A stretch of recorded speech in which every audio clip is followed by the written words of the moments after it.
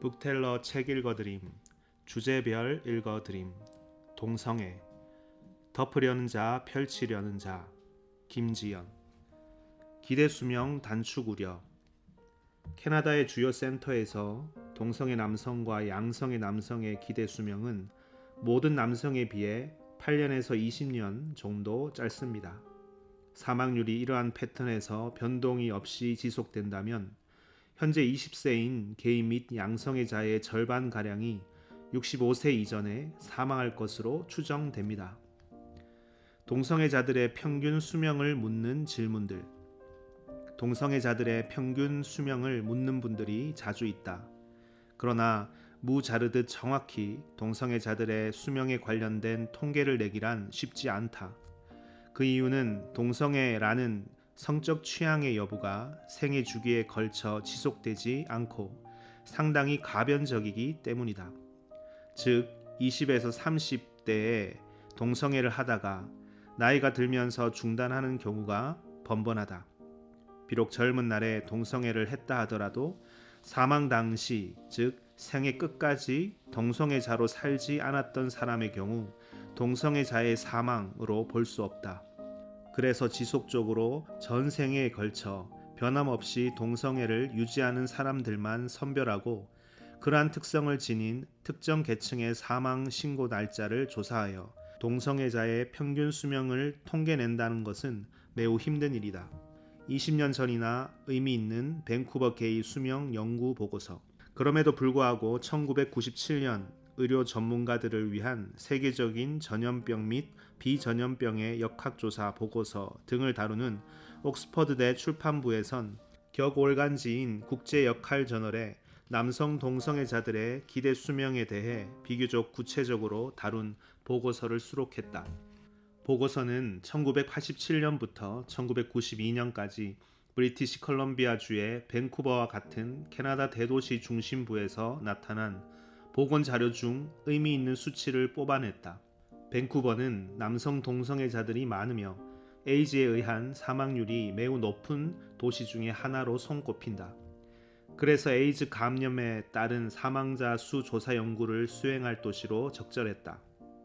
이 보고서에 따르면 본격적으로 에이즈 치료제가 상용화되기 전인 1990년대까지만 해도 20대 남성 동성애자 및 남성 양성애자는 일반 남성보다 8년에서 20년이나 수명이 짧은 것으로 나타났다. 게이와 양성애자의 에이즈로 인한 수명 손실은 게이와 양성애자 그룹이 캐나다 밴쿠버 남성 중 3%를 차지한다고 가정한 경우 21.3년, 9% 정도를 차지한다고 가정한 경우 각각 9.0년 정도이다. 이와는 대조적으로 밴쿠버 전체 남성 인구의 에이즈에 기인한 평균 수명 손실은 1년이었다. 당시 밴쿠버에서 신고되는 전체 에이즈 사망자 중 95%가 남성 동성애자 및 남성 양성애자였다. 결국 이 보고서는 20대 남성 동성애자 및 남성 양성애의 거의 절반이 65세 생일을 맞이하지 못할 것이라고 추정하고 있는 보고이다. 보고서는 그 원인으로 높은 에이즈 감염률 등 일반인들보다 열악한 건강 상태를 꼽고 있다.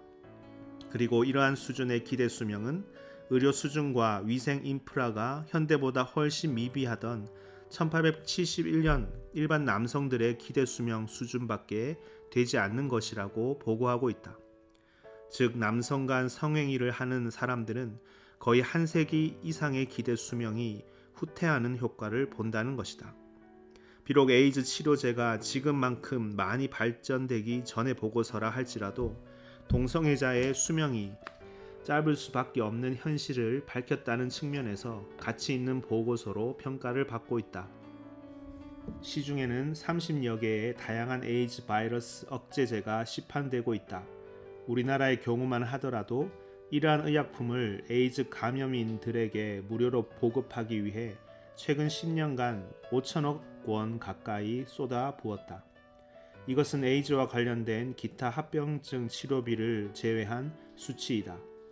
이처럼 막대한 비용을 지불해가며 노력한 결과 이 논문이 발표된 시기보다 남성 동성애자들의 수명 손해가 많이 줄어들긴 했다. 그러나 동성 간 성접촉이라는 위험한 성행태를 멈추지 않는 한 해답은 없다. 더 우수한 에이즈 치료제의 개발 및 상용화만으로 동성애 간 성행위자의 수명을 일반인의 수명과 같아지게 하기엔 역부족이라는 것이 전문가들의 판단이다. 한국 사회는 에이즈가 동성애자와 이성애자에게 골고루 분포되지 않고 남성 동성애자들에게만 압도적으로 많이 발견된다는 사실을 잊어서는 안 된다. 동성애자들의 수명에 대해 저명 인사들은 뭐라고 말하나요? 미국 국립의료도서관 웹페이지에 마약 남용, 매춘, 흡연만큼이나 위험한 동성애라는 논문이 수록되어 있다. 이 논문의 저자는 이런 주장을 한다. 동성 간 성행위가 평균 수명을 24년 정도 짧게 한다.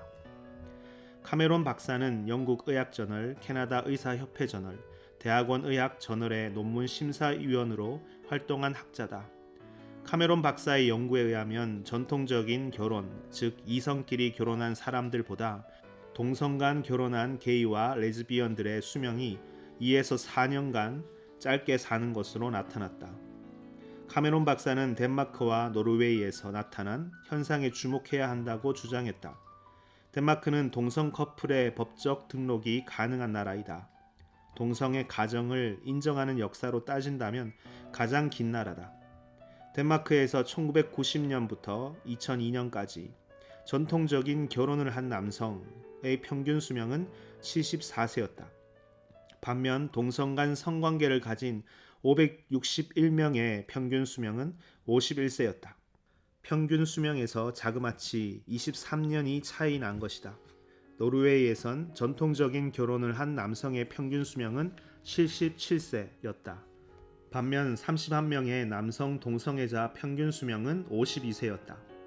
덴마크에서 전통적인 결혼을 한 여성의 평균 수명은 78세였고 91명의 여성 동성애자 평균 수명은 56세였다. 이러한 통계를 제시하며 카메론 박사는 흡연 행위보다 동성애 행위가 더 위험하다고 결론을 내렸다. 그리고 교육에 반드시 이런 현실을 반영해야 한다고 주장했다. 호주의 젠슨 주교는 2012년 9월 호주 ABC TV의 생방송 토론 프로그램에 출연해 동성 간 성행위가 수명을 현격히 단축시킨다고 발언했다. 그는 흡연이 인간 건강에 미치는 해악과 동성 간 성행위가 당사자에게 미치는 해악의 정도를 비교하며 이런 결론을 내렸다. 우리가 건강상 대표적인 위험한 습관으로 알고 있는 흡연보다 훨씬 위험한 행동이 바로 동성애입니다.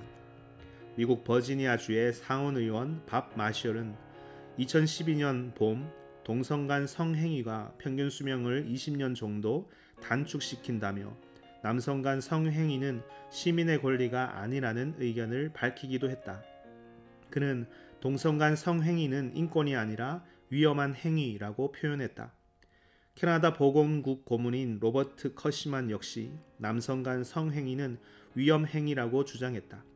그는 남성 동성애자의 헌혈 제한의 당위성을 설명하고자 이런 주장을 펼쳤는데 현재 캐나다는 남성 간 성행위를 하고 1년이 지나지 않은 경우 헌혈을 하지 말도록 자진 배제 기간을 두고 있다.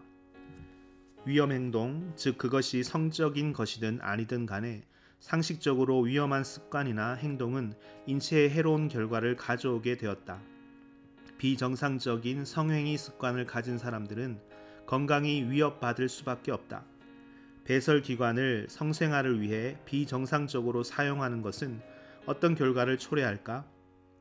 어린 시절 사촌형의 잘못된 인도로 동성애를 시작했다가 이후 회심하고 동성애자의 세계에서 탈출한 박진권 씨는 동성애 다큐 나는 더 이상 게이가 아닙니다의 인터뷰에서 동성애를 하면 병원 갈 일이 많다는 것을 남성 동성애자들도 너무 잘 알고 있다고 말했다. 해결이 안 되니까. 사랑은 해결이 되는 게 사랑인데 동성애는 더 목말라지니까, 더 망가지니까. 그걸 하면 할수록 실질적으로 육체가 망가지더라고요. 병이 생기고. 저 병원 진짜 많이 다녔거든요. 동성애 하시는 분들은 너무 잘 아실 거예요.